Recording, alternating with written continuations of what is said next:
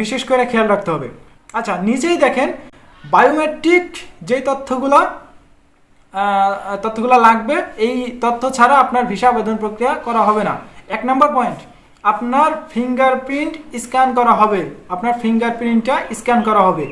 2 নম্বর, একটি digital fingerprint scanner সমস্ত 10টি আঙুলের ছবি সংগ্রহ করবে। এটি একটি দ্রুত, বিচক্ষণ এবং অনুপ্রবেশকারী প্রক্রিয়া। আপনার আঙুলের তৃতীয় পয়েন্ট, আপনার আঙুলে অস্থায়ী আঘাত থাকলে আপনার আঘাত সেরে না যাওয়া পর্যন্ত অপেক্ষা করার পরামর্শ দেওয়া হচ্ছে। দেখছেন, খুবই গুরুত্বপূর্ণ একটা পয়েন্ট। 4 নম্বর, নিশ্চিত করুন যে আপনার আঙুলের ডগাগুলি মেহেন্দির মতো অস্থায়ী শরীরের সাজসজ্জা থেকে মুক্ত রয়েছে, কারণ এটি স্ক্যানারের জন্য হস্তক্ষেপ করতে পারে। আচ্ছা, 5 নম্বর পয়েন্ট, 12 বছরের কম বয়সী আবেদনকারীকে বায়োমেট্রিক ডেটা জমা দেওয়ার দরকার নেই। 12 বছরের যারা কম বয়সী, এই তখন যেটা বললাম। 6 নম্বর, কূটনৈতিক পাসপোর্ট ও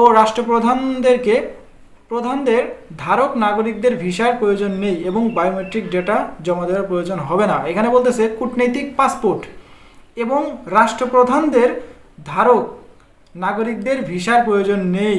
বুঝছেন, মানে বড় বড় লোকের বড় বড় ব্যাপার স্যাপার এরকম আর কি।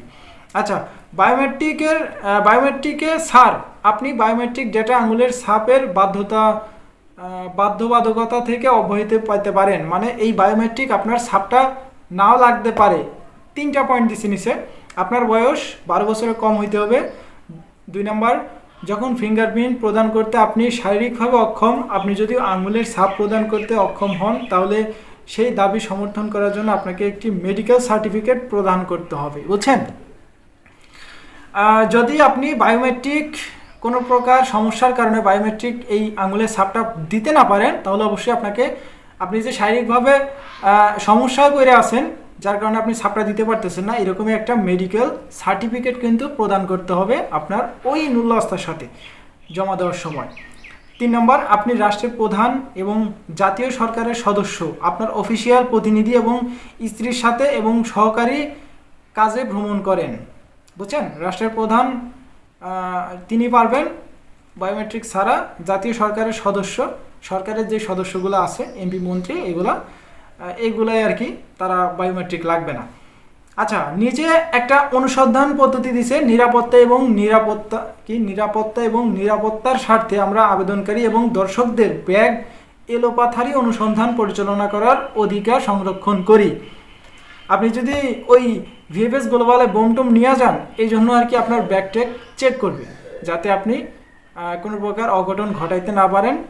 হইতে হতে পারে আপনি একটা বোম নিয়ে গেছেন, ভিএফএস গ্লোবাল উড়াই দিবেন, তো তারা এলোপাথারিভাবে আপনার ব্যাগ কিন্তু অনুসন্ধান করবে। বুঝছেন, এই বিষয়গুলো একটু খেয়াল রাখবেন যে এই ছুরি টুরি এইসব কিন্তু নিয়ে যাওয়া যাবে না।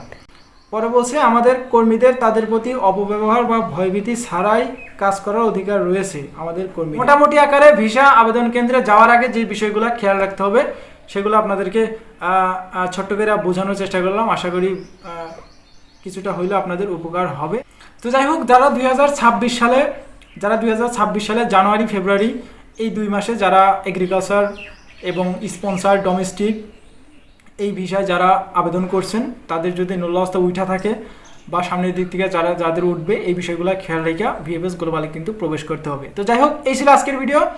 আগামীকাল একটা ছোট্ট করে ভিডিও দিব, সেটা হলো আপনারা কিভাবে অ্যাপয়েন্টমেন্ট বুক করবেন, এই বিষয়গুলো নিয়ে বিস্তারিতভাবে আগামীকাল একটা ভিডিও দিব। এই ভিডিওতেই জানাই দিতাম, কেননা আজকের ভিডিওটা এমনিতে অনেক লং হয়ে গেছে, বড় হয়ে গেছে, যার কারণে আজকের ভিডিওতে কোনো প্রকার আপডেট আর দেওয়া হলো না।